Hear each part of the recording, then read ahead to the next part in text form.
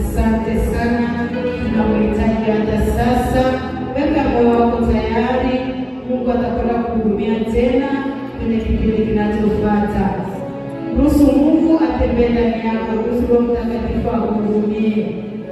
Ruhusu asubuhi ya leo tunafurahi sana kwa sababu ya Mungu ametuona kama wanawake. Tunabadilisha mahali hapa. Sifa na utukufu tunampa Mungu wetu aliye juu sana. Jina lake libarikiwe. Asubuhi ya leo tumejitoa kwake kama mbegu iliyo safi mbele zake. Jina la Bwana libarikiwe na Mungu awabariki sana. Praise. Asanteni sana wamama, jeshi kubwa, mmetuhudumia vizuri sana. Mungu akubariki na Mungu akutumie. Sifa na utukufu. Karibu sana mama. Yesu asifiwe. Ninawasalimu kwa jina lipitalo majina yote. Haleluya. Siku njema tena ambayo Mungu wetu amefanya nasi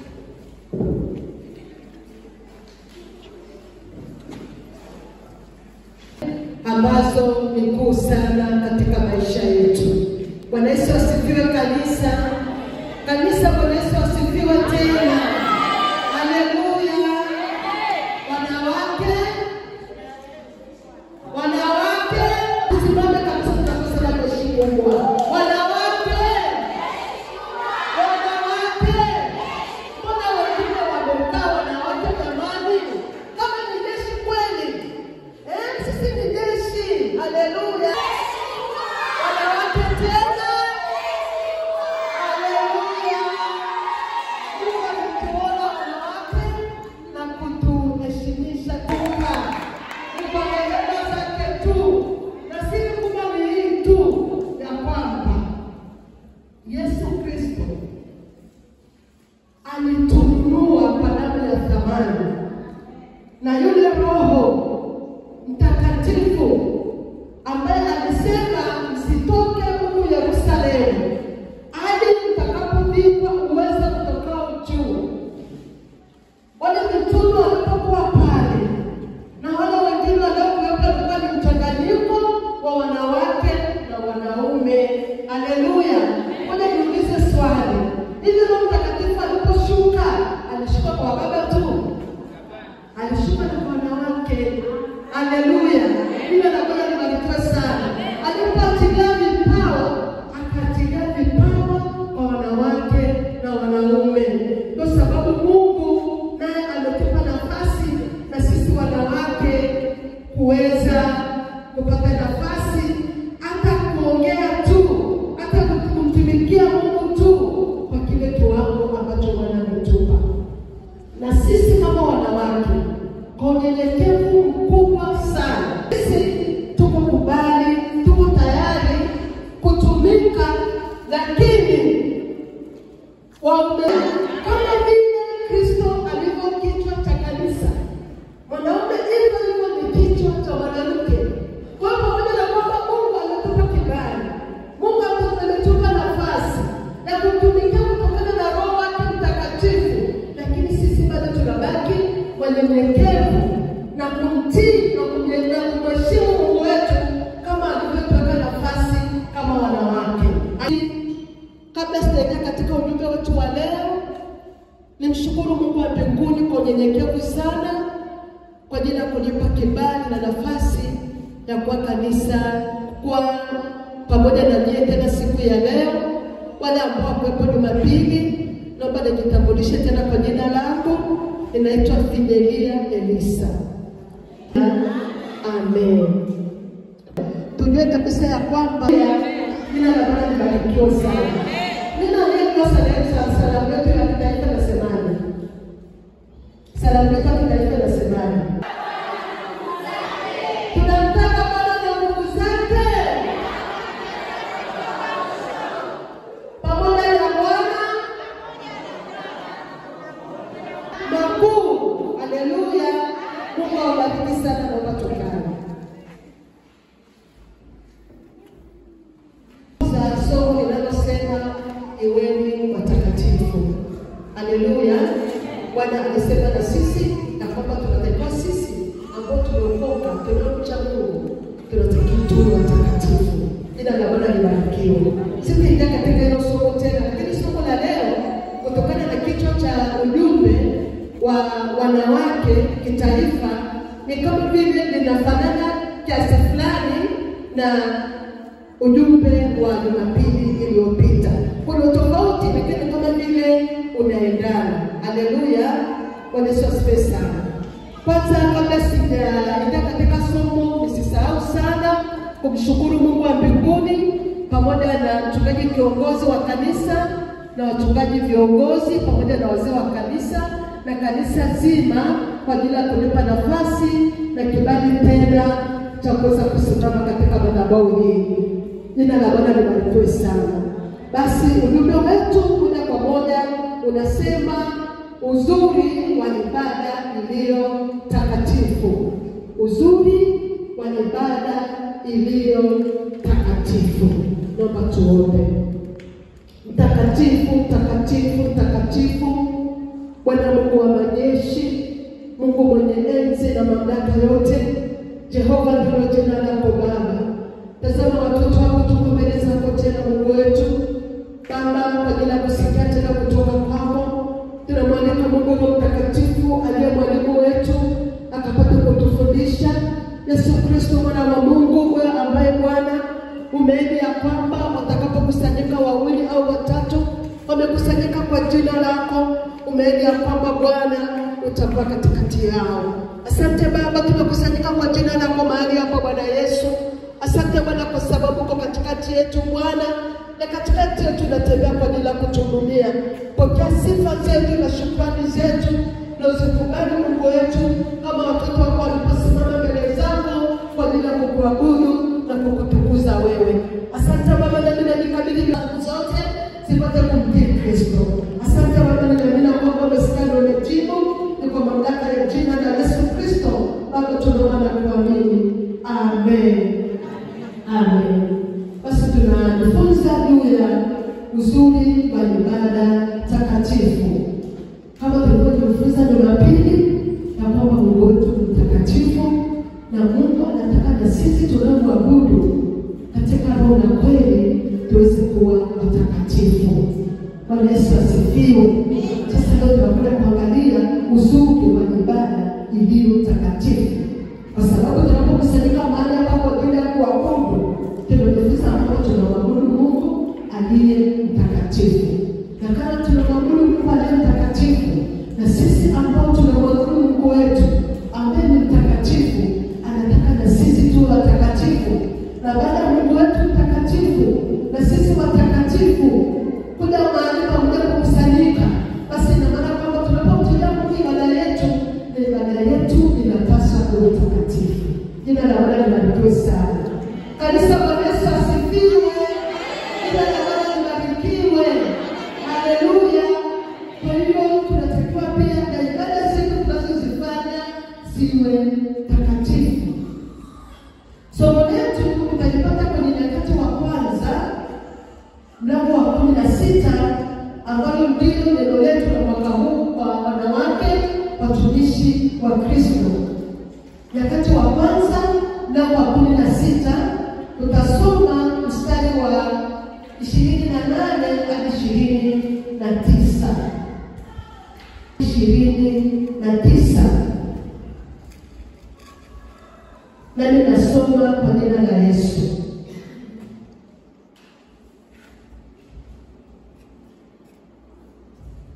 Mpeni Bwana enyi jamaa ya watu, mpeni Bwana utukufu na nguvu. Mpeni Bwana utukufu wa jina lake. Leteni sadaka mje mbele zake. Mwabuduni Bwana kwa uzuri wa utakatifu. Bwana Yesu asifiwe. Mwabuduni Bwana kwa uzuri wa utakatifu. Kwa hiyo Mungu asubuhi ya leo anatukumbusha kama tunapokuja kumwabudu, tunapokuja katika nyumba yake kumwabudu, tunapaswa tumwabudu Bwana kwa uzuri wa utakatifu. Bwana Yesu asifiwe. Kanisa Bwana Yesu asifiwe sana. Kwa hiyo tunapomsifu na kuabudu, tujue kwamba tunamfanyia ibada Mungu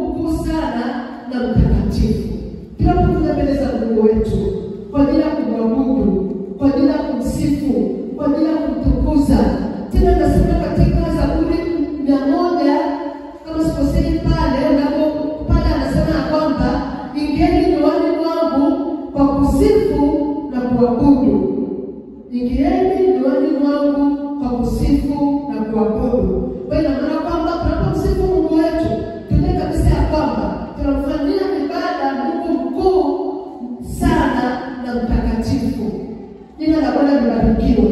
Kanisa la Yesu asifiwe. Tunapokuja kanisani, tunapokuja kumwabudu Mungu wetu, ni mahali ambapo ni tofauti sana.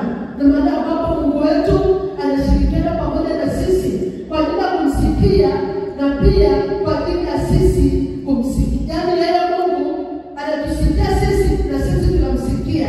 Anakuwa katikati yetu kwa ajili ya kutuhudumia. Kwa hiyo lazima tujue kabisa ya kwamba tunapokuja mbele za Mungu wetu, tunapomsifu na kumwabudu, tujue kabisa kwamba tunamfanyia ibada Mungu mkuu na mtakatifu. Haleluya. Kwa Yesu asifiwe kanisa. Kwa hiyo maana kwamba basi tunaposifu, tunapoabudu, tujue kabisa ya kwamba tuko mbele za Mungu aliye mkuu na mtakatifu, tunamsifu na kumwabudu. Haleluya.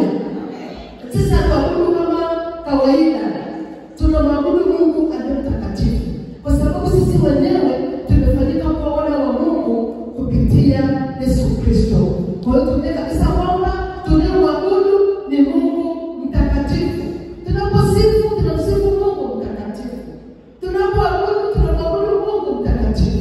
Kwa hiyo lazima tuwe mbele zake kwa heshima, tuwe mbele zake kwa unyenyekevu, tuwe mbele zake kwa kuabudu, tuwe mbele zake kwa kicho, tukijua kabisa kwamba tunamwabudu Mungu aliye mtakatifu. Kanisa la Yesu asifiwe. Tuko pamoja wapendwa wangu. Haleluya. Ujumbe wetu tutaona kumwabudu Mungu katika uzuri wa utakatifu, na pia tutaona kumwabudu Mungu kwa sadaka na zaka na matoleo yetu. Kumwabudu Mungu wetu katika uzuri wa utakatifu na kumwabudu Mungu wetu kwa sadaka na zaka na matoleo mengine. Jina la Bwana libarikiwe sana. Kumwabudu Mungu katika uzuri wa utakatifu. Tunapomwabudu Mungu tujue kwamba tunapaswa kumpa heshima kwa kicho, kwa kuwa yeye ni muumbaji wa vitu vyote. Tunapomwabudu Mungu wetu tunatakiwa tuje mbele zake tukimpa heshima kwa kicho. Tunaposema kicho ni katika utakatifu, ni katika kumcha Mungu, ni katika unyenyekevu. Kwa kicho, kwa heshima, kwa adabu, kwa unyenyekevu, tukijua kabisa Mungu ambaye tunakwenda kumwabudu, Mungu ambaye tunakwenda kumsifu, yeye ni Mungu ambaye ameviumba vitu vyote vinavyoonekana na visivyoonekana. Ni kazi ya Mungu tunayemwabudu. Haleluya. Kwa hiyo kama Mungu tunayemwabudu ni Mungu mkuu wa kiwango hiki, tunapaswa, ni lazima tunapomwabudu tumwabudu kwa kicho, tumwabudu kwa unyenyekevu, tumwabudu kwa adabu, tumwabudu katika viwango vya utakatifu, kwa sababu Mungu wetu ndiye Mungu pekee anayestahili kuabudiwa, Mungu wa Ibrahim, Isaka na Yakobo, Mungu na Baba wa Bwana wetu Yesu Kristo. Kanisa la Yesu asifiwe sana. Kwa hiyo lazima tuwe mbele zake kwa kicho, tuwe mbele zake kwa unyenyekevu, tukiacha mawazo yetu, tukiacha vitu vyetu, tukiacha matatizo yetu, tukiacha kila kitu, ili tuwe mbele zake na ibada yetu na sifa zetu na kuabudu kwetu kuweza kupata kibali mbele zake. Yote iko mikononi mwa Mungu. Kama Mungu wanadamu wanapotawala, Mungu ndiye anapa mamlaka ya kutawala. Lakini mwenye mamlaka yote duniani mote ni Mungu tunayemwabudu. Haleluya. Mungu tunayemwabudu ni Mungu mkuu sana. Kuna watu wengine wanadhani tukiabudu ni nini? Lakini sisi tunajua Mungu tunayemwabudu ni Mungu mwenye mamlaka yote. Atakalo aweza kujitenda, wala hakuna anayeweza kumzuia. Kwa basi ni lazima tujue kabisa ya kwamba tunapomwabudu tunapaswa tumwabudu katika uzuri wa utakatifu wake. Jina la Bwana libarikiwe kanisa. Haleluya. Tunajua kabisa kwamba Mungu wetu tunayemwabudu pia ni Mungu mweza wa yote. Yeye ndiye anayeweza yote. Hakuna neno lolote lile lisilowezekana kwake. Yeye anayaweza yote katika yote. Kwa hiyo lazima tunapomwabudu tumpe heshima kwa kicho, kwa kuwa yeye ni muweza wa vyote. Kanisa la Yesu asifiwe. Haleluya. Pia tunapomwabudu tunapaswa kumpa heshima kwa kicho, kwa kuwa maisha yetu yote tunamtegemea kama baba. jamii, ambao tumefanyika kuwa wanawake kwa kuzaliwa mara ya pili. Ina maana ya kwamba yeye ndiye tunayemtegemea na yeye ndiye baba yetu. Kwa tunapaswa tumwabudu kwa kicho na kwa heshima kwa jina la Yesu. Bwana Yesu asifiwe sana. Tunapomwabudu ni lazima tutamke ukuu wake kwa midomo yetu. Midomo yetu mwabudu Mungu kwa kutamka ukuu wake, kwa kutamka maneno yake, matendo yake makuu. Yaani unapokuwa mbele zake mwabudu kwa kumtukuza Yesu, unapomjua yeye kumbe ni muumbaji, yeye ni Baba, yeye ni Alfa na Omega, yeye pekee yake anastahili kuabudiwa Jehova. Unakuja mbele zake ukutende ukuu wake kwa midomo yako. Bwana Yesu asifiwe. Kile kilichojaa ndani yako cha kumjua Mungu wako, basi unapokwenda mbele zake kitamke kwa midomo yako na kwa maneno yako mbele za Mungu. Bwana Yesu asifiwe. Kwa hiyo Mungu wetu anastahili kuabudiwa, na ni lazima tutamke ukuu wake kwa midomo yetu, kwa upendo wake wa ajabu aliyotupenda, akamtoa mwanawe wa pekee Yesu Kristo akaja kutuokoa sisi tuliokuwa wenye dhambi, ambao tulikuwa tumetengwa kabisa na Mungu. Mungu akaturudishia tena ushirika wetu na yeye kwa ajili ya kumtoa mwanawe Yesu Kristo. Ni lazima tumwabudu kwa ajili ya uzuri wa utakatifu wake. Lazima jinsi alivyoumba, lazima jinsi ambavyo ametenga mbingu na anga, lazima jinsi ambavyo ametenga nchi na bahari, lazima jinsi ambavyo ameumba vinavyoonekana na visivyoonekana, vilivyoko angani, vilivyoko katika nchi kavu, vilivyoko kwenye maji. Yeye ndiye ameumba. Hebu tafakari tu, matendo yake ni ajabu sana. Akatutenganisha sisi, akaweka sema mwishi wa nyama wa pori, akaweka sema mwishi wa wanadamu. Mungu ni wa ajabu. Tukitafakari ukuu wake na uweza wake, hakika hatutaweza hata kumaliza kumtolea sifa zetu. Kwa tunapokuwa mbele zetu kumwabudu, ni lazima tutamke ukuu wake kwa midomo yetu. Tunatoa maneno yako mbele za Mungu kwa kumtamka Mungu wako jinsi unavyomjua. Jina la Bwana libarikiwe sana. Unamwabudu kwa ajili ya uzuri wa utakatifu wake, unamwabudu kwa upendo wake, unamwabudu kwa kukuokoa, anapokulinda na kukutunza. Hata tulipotaka sisi ni mali yake, wewe mwenyewe ni mali yake, wewe sio mali yako. Jina la Bwana libarikiwe sana. Ndio sababu tunapokuwa tunausu tunajiangalia, pamoja na kwamba sio mali yangu, lakini sijioni Mungu hata sio uone umbali wa Mungu. Wewe unaona kwamba sisi ni kazi ya mikono yake. Kwa nini sasa tunatumwa tu yenyewe inatosha kumwabudu? Kwa sababu na sisi wenyewe ni mali yake. Bwana Yesu asifiwe. Na kusema kwamba mimi ni mali ya Mungu. Sema tena, mimi ni mali ya Mungu. Wengine waseme tuko pamoja jamani kabisa. Hebu tuseme kwamba mimi ni mali ya Mungu.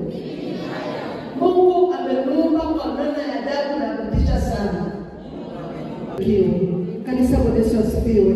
Naomba tusome mwenyewe Zaburi 150. Kutokana na muda wetu hatutaweza kusoma maandiko yote, lakini nitasoma Zaburi mlango wa 33, Zaburi 33 mstari wa kwanza B. Anasema Zaburi: mpeni Bwana vigelegele enye wenye haki, kusifu kuna wapasa wanyofu wa moyo. Kusifu kuna wapasa wanyofu wa moyo. Kwa ina maana kwamba tunapomsifu Mungu ni lazima mioyo yetu iwe safi, takatifu, kama nilivyosema kwa mwanzo, kwa kuwa Mungu wetu sifa yake kuu ni mtakatifu. Hivyo nasi tunapomwabudu lazima tuwe watakatifu. Hilo tumeshalisema pia. Wakati mwingine ibada inakuwa nzito kutokana na kuwa mbali na Mungu. Ibada yetu inaweza kuwa nzito tusisi uwepo wa Bwana, kutokana na mawazo yetu sisi kutokuwa karibu na Mungu na kumtafakari Mungu. Na unapoabudu kwamba ufahamu wako na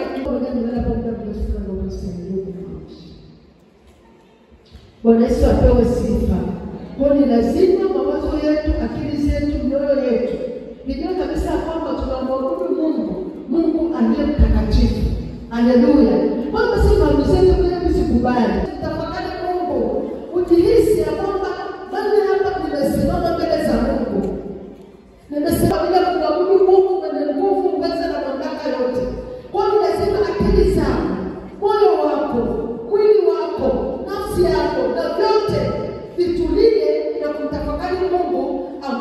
kuabudu kwa wakati huo kwa jina la Yesu. Kanisa Bwana Yesu asifiwe sana. Haleluya. Amen. Pasa mbele za Mungu. Na maana kwamba Roho Mtakatifu tulio nao sisi na Mungu wetu aliye mtakatifu tunapomwabudu, na maana kwamba connection yetu na Mungu vinakutana pamoja na Mungu anatuhudumia, nguvu yake inashuka, na tunapoondoka mahali hapa tunaondoka tumepokea na nguvu ya Mungu inayobadilisha, inayobariki, inayoisha kwa jina la Yesu. Bwana Yesu asifiwe. Karibu na Mungu, kwa sababu kama tulivyojifunza na kwamba Mungu wetu ni mtakatifu, na sisi tunapaswa tuwe watakatifu, na tunapaswa tumfanyie Mungu ibada iliyo takatifu. Sasa vile tunavyokuwa wote Mungu anatuhudumia. Haleluya. Mungu anatuhudumia kabisa mioyo yetu. Mungu anatuhudumia maisha yetu. Mungu anatugusa. Tunapokuja katika nyumba yake hatutarudi kama tulivyokuja, kwa sababu tunakutana na Mungu mwenye nguvu zote, Mungu mtakatifu. Haleluya. Jina la Bwana libarikiwe sana. Kwa utakatifu unatuunganisha sisi na Mungu, na Mungu anaweza kutuhudumia kwa ajili ya utakatifu, kwa ajili ya ibada tunayofanyia ambayo ni takatifu. Tunapomwabudu Mungu tunatafuta kuingia katika uwepo wake. Kanisa Bwana Yesu asifiwe. Tunapomwabudu Mungu, kuabudu, watumishi wa Mungu wanaposimama mbele ya madhabahuni kwa ajili ya kuabudu, tunatafuta kuwa karibu na Mungu, na tunatafuta kuingia katika uwepo wa Mungu. Ili tunapomwabudu Mungu wetu, uwepo wake utufunike, nguvu yake utufunike, utukufu wake utufunike. Maana kwamba vitu vyote ulivyoacha nyumbani, kama kuna matatizo mengi uliokuwa nayo, akili yako inawaza mambo mengi, kama unapomwabudu Mungu vitu hivyo tena navyo vifute, ili kwamba tunapomwabudu Mungu wetu tuhisi uwepo wake na nguvu yake, na Bwana apate kutuhudumia kwa jina la Yesu. Kanisa Bwana Yesu asifiwe sana. Wewe ni mtu wa thamani sana. Unakuwa mshirika na Mungu mwenye nguvu zote, Mungu aliyeziumba mbingu na nchi. Yawe ndilo jina lake. Yeye ni Mungu mwenye enzi. Jehova ndilo jina lake. Yeye Mungu ndiye mwabudu. Hebu Mungu jitambue yenyewe ya kwamba wewe unamwabudu Mungu nani? Ni Mungu yupo unamwabudu. Kuna miungu, lakini Mungu wetu ni mmoja tu anayestahili kuabudiwa. Kwa hiyo unapomwabudu Mungu nielewe ya kwamba unamwabudu nini, ili ibada yetu iwe ni ibada ambayo tunamwabudu Mungu katika uzuri wa utakatifu. Wewe kwako unatuhudumia, tunafurahia Mungu wetu, tunafurahi, tunashangilia, Mungu anatuhudumia, Mungu anatubariki, na tunapoondoka hapa tunaondoka tukiwa tumehudumiwa kabisa, na mizigo yetu yote tuliyoingia nayo inatolewa, tunatoka wepesi. Yesu anasema ya kwamba njooni kwangu ninyi mnaosumbuka na wenye kulemewa na mizigo, nami nitawapumzisha. Anasema jitieni nira yangu mjifunze kwangu, kwa kuwa mimi ni mpole na mnyenyekevu wa moyo, nanyi mtapata raha nafsini mwenu. Tunapojifunza kwa Yesu, tunapomwabudu Yesu kwa neno uzima utakatifu wake, na maana kwamba mizigo yetu yote, nini la vifungo, kila kitu kinaachiliwa. Hatuna haja kutafuta mafuta, sijui chumvi, sijui nini. Hapana. Mungu wetu ana nguvu za kuweza kutuhudumia kabisa. Ni sisi wenyewe tujitambue na tujue kabisa kwamba tunamwabudu Mungu wa namna gani, na tujitambue ya kwamba tunapaswa kufanya ibada ya namna gani. Haleluya. Tunapaswa kufanya ibada nzuri, ibada takatifu, ibada ambayo inakuwa manukato mazuri mbele za Mungu wetu. Haleluya. Tunapomwabudu Mungu tunakuwa pamoja na Mungu Baba, tunakuwa pamoja na Yesu Kristo, tunakuwa pamoja na Roho Mtakatifu. Wanakuwa kwa ajili ya kutuhudumia. Hebu uelewe hivyo. Utakapoelewa hivyo, ninakwambia hautabaki kama ulivyo. Jina la Bwana libarikiwe sana. Mizigo yetu yote, matatizo yetu yote, magonjwa, bila vifungo, kila kitu vinaondolewa kabisa. Jina la Bwana libarikiwe kanisa. Bwana, tutoe ndoto nzuri. Kuna kanisa ambalo nilienda nikashangaa, nikakuta wahudumu sadaka zinapotolewa wanasimama pale kabisa kuangalia kwamba wanatumbukiza sadaka namna gani. Nikajifunza kitu kikubwa sana. Kwa hiyo wakati wa kutoa ni kitu cha muhimu sana. Toa kwa heshima, toa kitu kisafi ambacho kinampendeza Mungu. Jina la Bwana libarikiwe. Usije ukatoa Daniela ambayo ulikuwa umetoka tu hapo ndani imechakaa, wewe ukachukua tu ukasema kwa vile kule ni kanisani hakuna anayeniona, wala sio kwamba nakwenda kununua kitu nikatupe tu kwenye chombo cha sadaka. Hapana, tusifanye hivyo kwa jina la Yesu. Sipo faida kubwa tunapomwabudu Mungu kwa ajili ya uzuri wa utakatifu wake. Hebu tuseme Nyakati wa Pili mlango wa 20, Nyakati wa Pili 20. Sipo faida tunazozipata tunapomwabudu Mungu wetu kwa ajili ya uzuri, tunapomfanyia Mungu wetu ibada ya utakatifu. Anasema naye alipokwisha kufanya shauri na watu, akawaweka wale watakaomwimbia Mungu na kumsifu katika uzuri wa utakatifu, wakitoka mbele za jeshi na kusema, mshukuruni Bwana kwa maana fadhili zake ni za milele. Nao walipoanza kuimba na kumsifu, Bwana akaweka waviziao juu ya wana wa Amoni na Moabu na wa milima Seiri, walipokuja juu ya Yuda nao wakapigwa. Jina la Bwana libarikiwe. Wote tunapomsifu Mungu wetu kwa uzuri wa utakatifu, na sisi tukao watakatifu, tunapata faida kubwa. Na maana kwamba maadui zetu wote wanashindwa, wanapigwa mbele zetu, na Bwana anakuwa pamoja na sisi. Jina la Bwana libarikiwe. Kanisa, Bwana Yesu asifiwe. Kwa faida tunazozipata tunapomwabudu Mungu, tunaona kabisa kwamba jinsi ambavyo hao watu walimsifu Mungu, wakamwabudu tu Mungu kwa bila uzuri wa utakatifu wake. Na katika kila kusifu na kuabudu, maadui zao wakapigwa, wakashindwa, na wao wakawa na ushindi kwa sababu walimwabudu Mungu wao katika utakatifu. Uwepo wake na utukufu wake unatuzunguka. Tunapomwabudu Mungu wetu katika utakatifu, uwepo wa Mungu unakuwepo kwa bila kutuzunguka, na pia ibada zetu zinapata kibali mbele za Mungu. Kanisa, Bwana Yesu asifiwe. Maombi yetu pia yanajibiwa tunapomwabudu Mungu kwa uzuri wa utakatifu, tunapomwabudu Mungu wetu ambaye ni mtakatifu, na tunapomwabudu Mungu sisi wote tukao watakatifu. Ina maana kwamba maombi yetu tunaomba mbele za Mungu yanapata majibu kwa jina la Yesu. Mungu wetu aliye mtakatifu anatilia vipawa vya Roho Mtakatifu ndani yetu.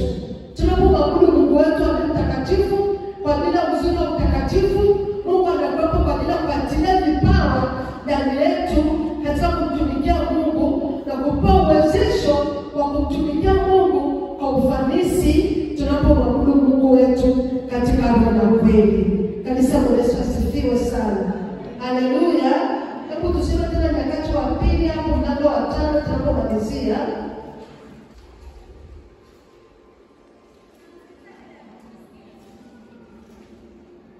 Wa 13 na wa 14 anasema, hata ikawa wenye panda na waimbaji walipokuwa kama mmoja, wakisikizisha sauti moja na kumsifu na kumshukuru Bwana, nao wakipaza sauti zao pamoja na panda na matoazi na vinubi, wakimsifu Bwana wakisema, kwa kuwa ni mwema, kwa maana fadhili zake ni za milele.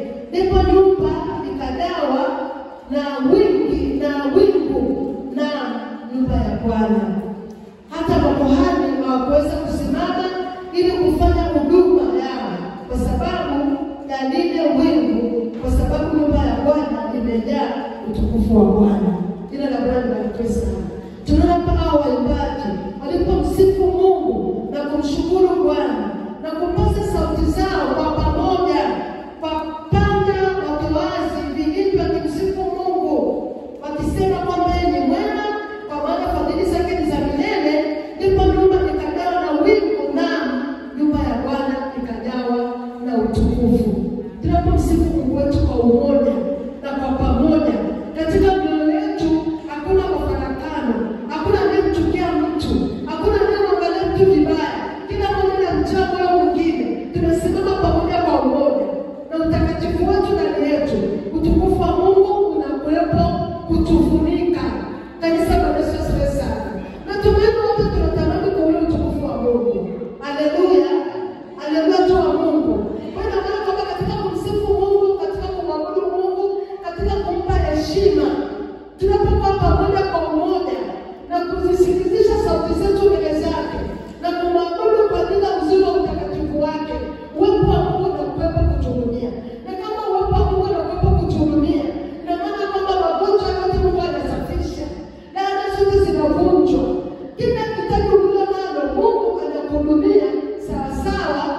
uhitaji wako, kwa sababu ameshuka na uwepo wake na utukufu wake unatufunika kwa jina la Yesu.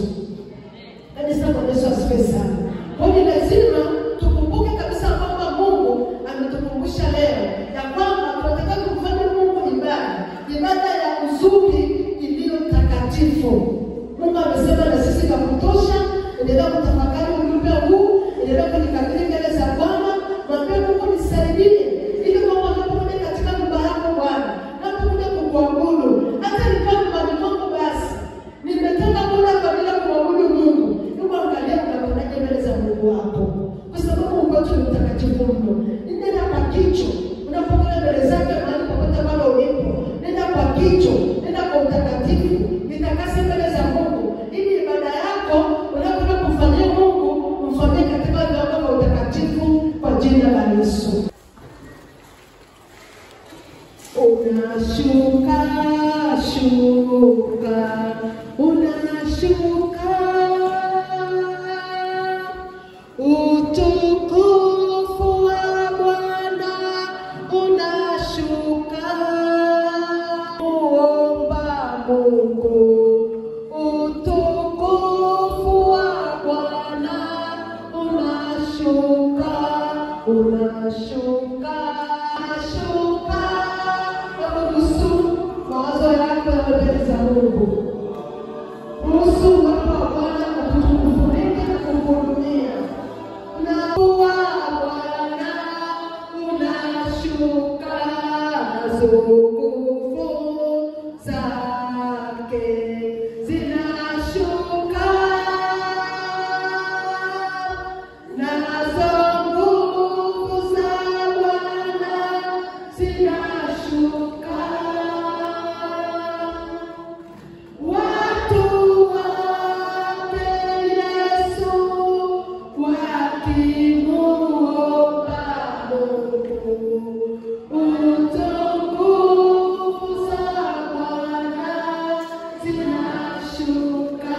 Tunaeleza Mungu wetu, kila mmoja amshukuru Mungu. Hebu mshukuru Mungu. Mpendwa, asante kwa kusema na mimi katika ujumbe huu, katika siku hii ya pekee ya kwamba tunataka mtakatifu wetu ni mtakatifu, kwa kusema na simama na kwamba Mungu wa mbinguni tunataka tufanye ibada ambayo Mungu wa mbinguni ni takatifu, ambaye anakusifu kwetu katika kutoa kwetu katika roho na maneno ya Mungu mbele ya wanawake, tuweze kukuabudu katika viwango vya utakatifu na manukato mazuri mbele zako kwa utukufu wako.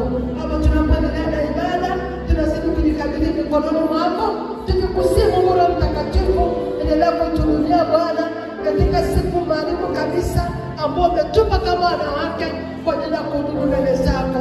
Bwana, tunakurudishia sifa, heshima na utukufu kwa sababu peke yako unastahili Mungu wetu. Ni kwa mamlaka ya jina la Yesu Kristo Baba tunaomba na kuamini. Amen.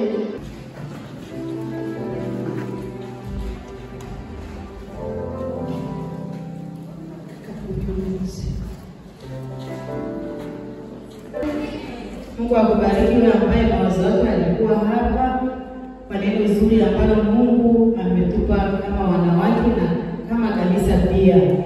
Tumwabudu katika uzuri wa utakatifu wake. Hivyo Mungu ametuhudumia kwa neno hilo, na si tumtii Mungu kwa neno hilo, tumwabudu katika uzuri wa utakatifu wake. Na Mungu amesema tiketi ya kwenda mbinguni ni utakatifu, ndio tiketi yako ya kwenda mbinguni. Kwa hiyo utaamua unyoe kutolea Mungu sadaka nzuri. Kwa hiyo andaa sadaka yako ukambariki Mungu. Amen.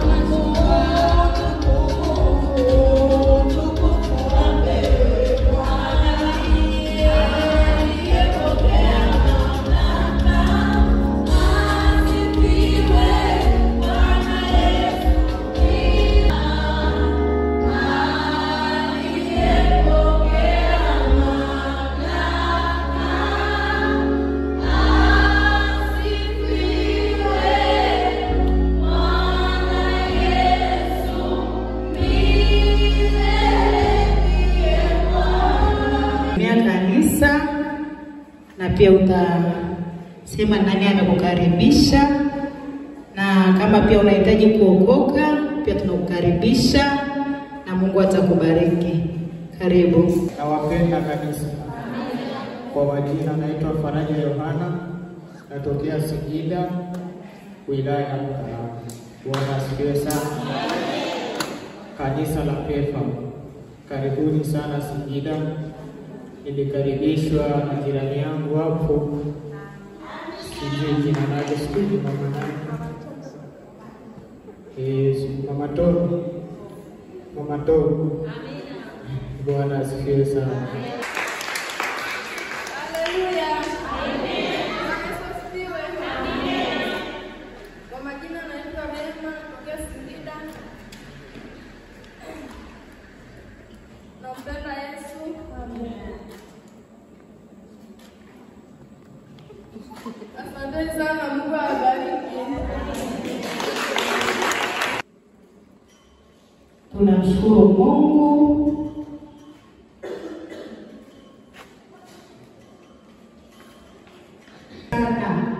na ni sehemu pia ya kujifunza. Kwa hiyo tunaomba tu mtu aseme masikio. Mungu awabariki sana. Karibuni wa mama kwa wimbo.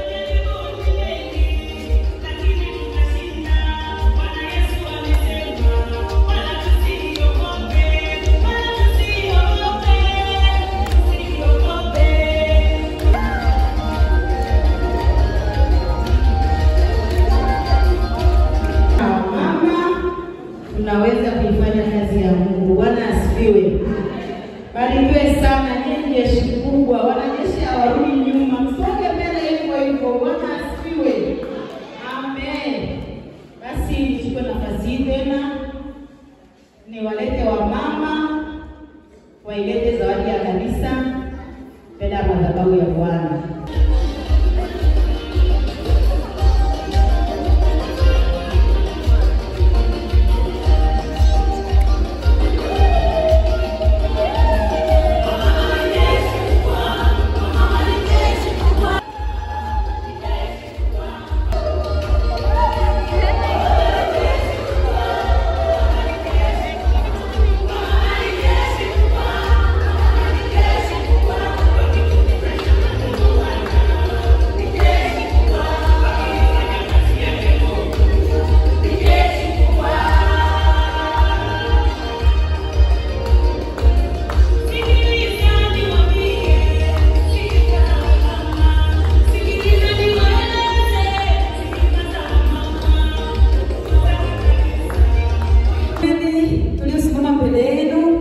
Wamama wa WWK. Bwana asifiwe.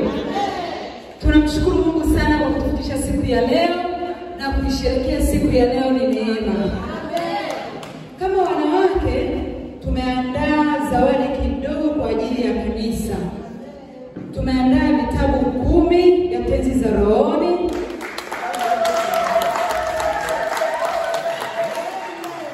Na kutokana na ujenzi ambao unaendelea mahali hapa tumeandaa fedha kwa ajili ya ujenzi.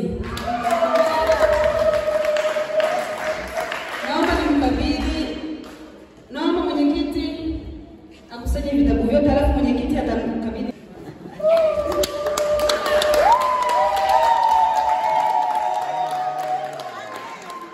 Mungu kwa kipindi kizuri na mama kwa jinsi ambavyo umelibariki kanisa.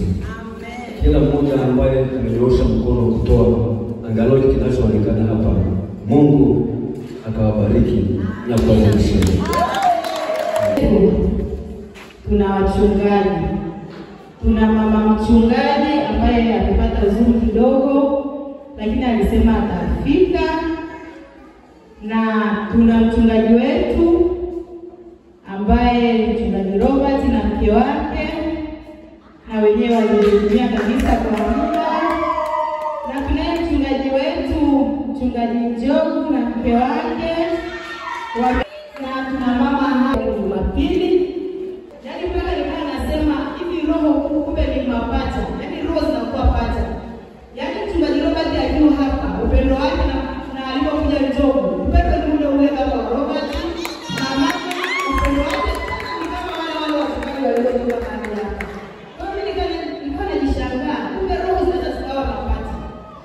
Tunawapenda watumishi hao, wamefanya kazi kubwa sana ya Mungu, lakini sisi kama wanawake hatuna za kuwalipa.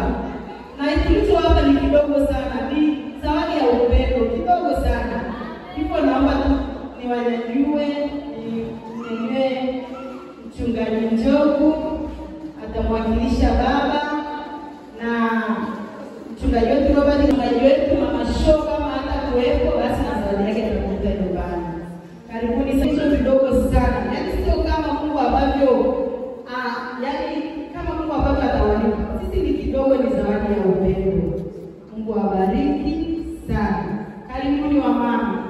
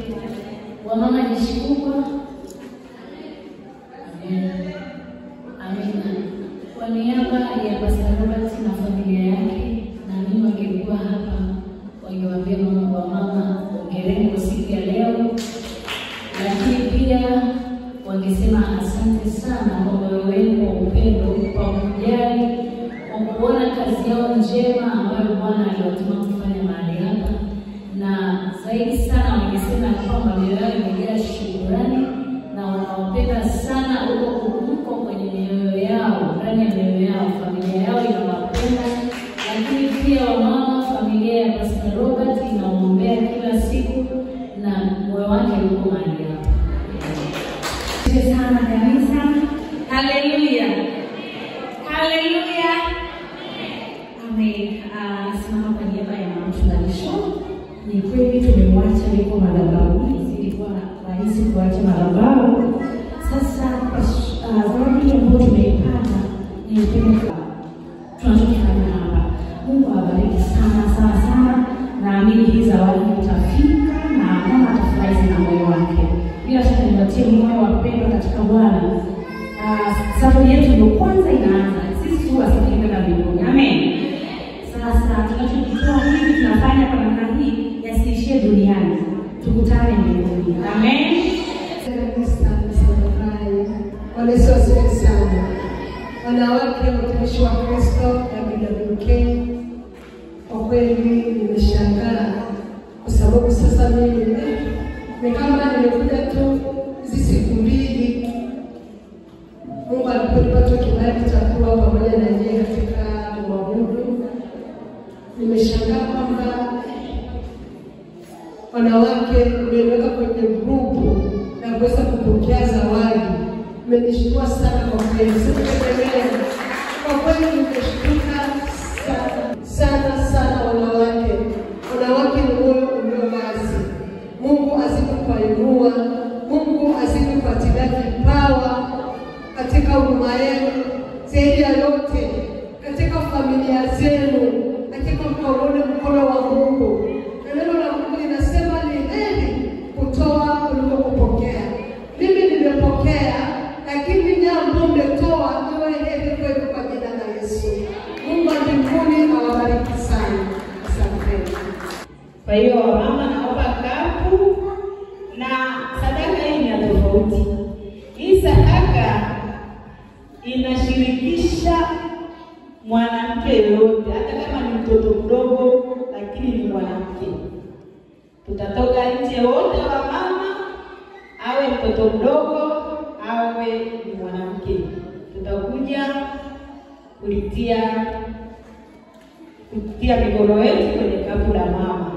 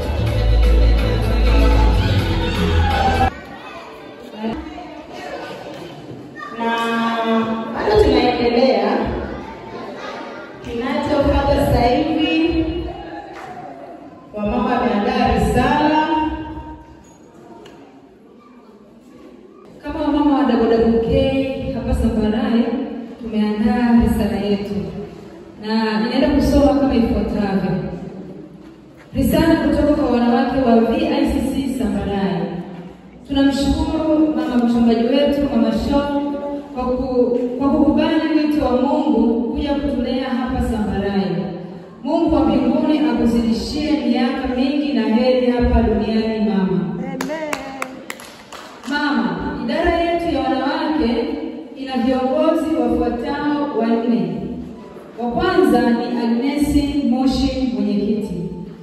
Wa pili ni Teddy Susuma, mwenyekiti msaidizi. Wa tatu ni Neema Filipo, katibu. Wa 4 ni Hermina Masawe, mweka hazina. Risala hii ina vipengele 4. Na kipengele cha kwanza ni malengo au mikakati ya chama. Kipengele cha pili ni mafanikio. Kipengele cha tatu ni changamoto, na kipengele cha 4 ni shukrani. Naenda kuanza na kipengele cha kwanza, malengo ya chama au mikakati. Viongozi hawa wanafanya kazi kwa kushirikiana ili kuhakikisha wanawake wanatumika ipasavyo na kuleta baraka nyumbani kwao, kanisani na taifa kwa ujumla. Mikakati hiyo ni kama ifuatavyo: kutia moyo nyumba ya mchungaji wetu, kufanya huduma katika kanisa la mahali pamoja, kutembelea wanawake waliopata baraka za watoto. Ya 4, kutembelea wagonjwa na waliorudi nyuma. Kipengele cha pili, mafanikio. Mama, ndani ya mwaka mmoja tumefanikiwa kufanya yafuatayo: ya kwanza, kutembelea nyumba ya mchungaji wetu. Ya pili, tumefanikiwa kuwatembelea wanawake wajane, tumewatia moyo na kuwapa zawadi. Ya tatu, tumefanikiwa kushuhudia mtu mmoja maeneo ya Kidi, Theka na barabara ya simu. Changamoto. Mama, chama chetu kina changamoto mbalimbali kama ifuatavyo. Ya kwanza ni mahudhurio katika chama cha wanawake siku ya Jumanne ni hafifu. Changamoto ya pili, baadhi ya wanawake hawataki kabisa kushiriki jambo lolote kwenye chama japo ni washirika wa kanisa hili. Shukrani. Mama, tunamshukuru Mungu sana kwa kutupa kibali sisi wanawake cha kufanya huduma mbalimbali. Shukrani zetu ni kwako mchungaji wetu, mama yetu kipenzi Mama Shaw, kwa kutulea hapa Sambarai. Shukrani zetu za pili ni kwa mchungaji wetu, mchungaji Robert na mke wake, kwa kutulea pia hapa Sambarai. Shukrani zetu za tatu ni kwa mchungaji wetu, mchungaji Njogu na mke wake, kwa kutulea hapa Sambarai. Pia tunawashukuru wazee wa kanisa na shemasi na washirika wote wa kanisa la VNCC Sambarai kwa kushirikiana nasi katika huduma mbalimbali za kanisa. Mwisho, wanawake wote tunamtukuza Mungu wetu kwa kutupa nafasi ya kutumika hapa kanisani. Kanisa hili ni zuri na lenye mafundisho ya kweli ya neno la Mungu. Wanawake wote tunajisikia vizuri kuendelea kulishwa kiroho katika kanisa hili, nasi tunaahidi kuendelea kumtumikia Mungu hadi Bwana Yesu Kristo atakaporudi. Risala hii imeandaliwa na wanawake watumishi wa Kristo wa VNCC Sambarai. Asante. Bwana Yesu asifiwe. Basi naelekea mwisho kabisa. Naelekea kwenye matangazo ya wiki.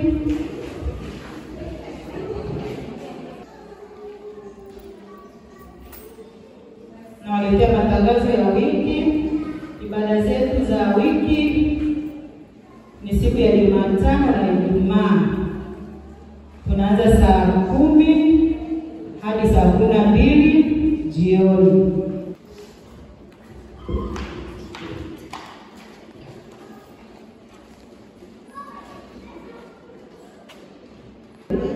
Kanisa letu limekuwa likisoma maandiko mzima na tunaendelea. Bwana asifiwe. Wewe ambaye usomi na kutia moyo usoma neno la Mungu. Neno la Mungu ni uzima, niamini, ni kweli, na ukilisoma litakuweka huru. Amina. Wiki ijayo tunaendelea na maandiko kwenye kitabu cha Luka sura ya 16 yote. Hiyo ni Jumatatu. Jumanne tutasoma kitabu cha Luka sura ya 17 mstari wa kwanza hadi wa 19. Jumatano tutasoma kitabu cha Luka sura ya 17 mstari wa 20 hadi 37. Alhamisi tutasoma kitabu cha Luka sura ya 18 mstari wa kwanza hadi wa 17. Ijumaa tutasoma kitabu cha Luka sura ya 18 mstari wa 18 hadi 43. Siku ya Jumamosi tutasoma kitabu cha Luka sura ya 19 mstari wa kwanza hadi wa 27. Bwana asifiwe. Tangazo lingine, vijana wote naomba kusubiri baada ya ibada. Na lingine pia wamama wote tunawaomba. Baada ya ibada tu tutakutana baada ya kikao, tuna kikao kifupi. Alafu tangazo lingine, tuna ushemasi wiki ijayo. Ushemasi wa kwanza tutafanyia kwa Bibi Evaristi. Tunajua watu upande mambo ya barabara kule. Tutakutana kwa Bibi Evaristi, lakini barabara hiyo tunaishi upande huu tutakutana kwa Baba Peli. Labda Baba Peli wapungie mikono. Bibi Evaristi alipo kwa wale ambao hawajui, unaweza kaniona mimi kama mzee au kiongozi yote atakuelekeza. Bwana asifiwe. Tutashiriki neema ya Bwana wetu Yesu Kristo. Neema ya Bwana wetu Yesu Kristo, kutoka Bwana Mtakatifu, sisi sote, sasa na hata milele. Amen. Karibuni msiondoke.